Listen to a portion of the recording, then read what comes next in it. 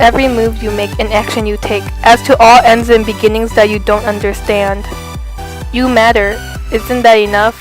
But how much you matter isn't said enough. Your existence can cause the world to bloom or for the earth to be in dew. So many of us live like there's always tomorrow, lavishly and unconditionally. But little did we know that the world will end in sorrow. Pollution increasing and nature dying, and what are we doing but staring?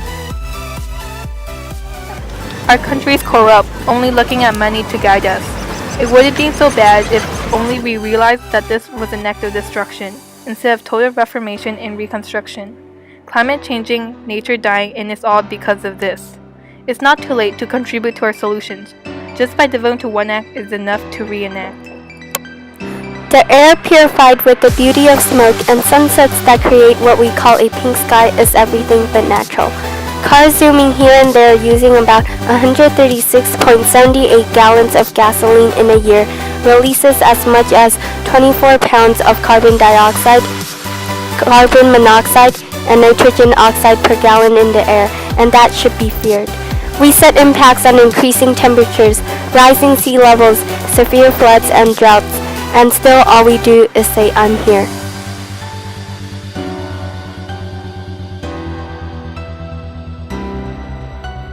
First things first, by all means use public transportation and make community bike shares in our daily life rotation.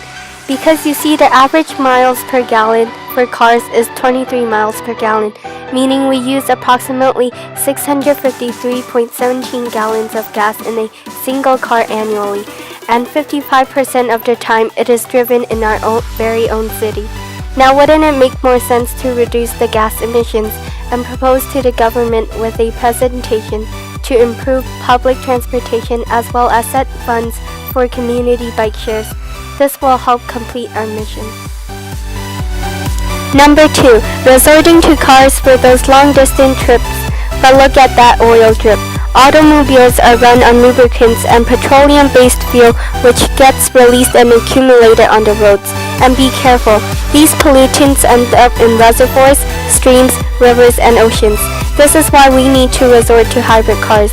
They emit 51.6 pounds of carbon dioxide per 100 miles, as an average car emits 74.9 pounds per 100 mile. Not to say the battery of the hybrid car will run up to 32 kilometers. Now, instead of polluting the atmosphere even more, we want to propose that you use renewable fuels. It is produced by renewable sources like biofuels and ethanol. This will help reduce oil dependence and greenhouse gas emissions, and by the year 2030, biofuels may replace 30% or more of U.S. gasoline.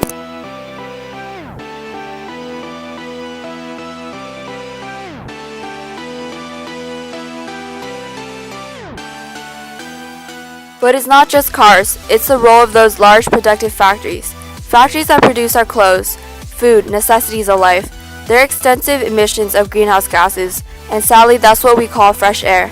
But that's really unpleasant, as greenhouse gases trap the heat of sunlight inside our atmosphere, making everything change and unnatural. It's literally worse than any supernatural. With our shared lives with coal, oil, and glass, our world is transforming due to global warming. Therefore, a carbon taxation is needed to limit pollution emissions. The carbon tax will raise fossil fuel prices, which will impact households to reduce their use of hydrocarbon fuel as an approach to this crisis. Now walk and take a long stride. Exhale and inhale, out comes carbon dioxide. And look at trees, our main source of developing and diminishing carbon dioxide. We need them for carbon sequestration, but no one is stopping the act of deforestation. It was said that 1.5 billion tons of carbon dioxide are released from burning trees. And what for? The production of industrial factories with oil, metal, and coal. With all this toxin, we would like to ask for all those corporations out there to grant one single wish. The wish to stop deforestation and bring back reforestation. To reduce carbon dioxide, and so we can bring back plants and use them to be by our side. Now you ask what the media promotes. Hasn't this already been addressed and put on a note? Well, no. All we hear and see are the little glints behind the closed doors. The doors that don't show us why there's more livestock feed than trees. Why factories keep increasing and trees are constantly disappearing. We listen to all the propaganda that they bait us with, and surrounded by it all from social media, television, and the people among us. We want to be cool, keep on with the trend, and hop on the bandwagon. That's where the cycle begins.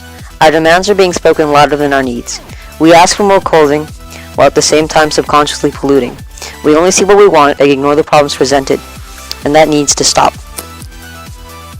But before we blame ourselves, we need to take notice that the media doesn't notify us on how critical global warming actually is. Look around us, the drought in California and flood in New York, and it's no simple coincidence. The media needs to do their job to emphasize on the important matter. It needs to be emphasized enough time for every individual to understand, so we can understand and change our old habits. Because we are the target, the starters, the result of our doing, we choose to have beef over any coral reef, power over people, a discounted price over precious ice, because of us. Each year, we leave the world worse than it was before.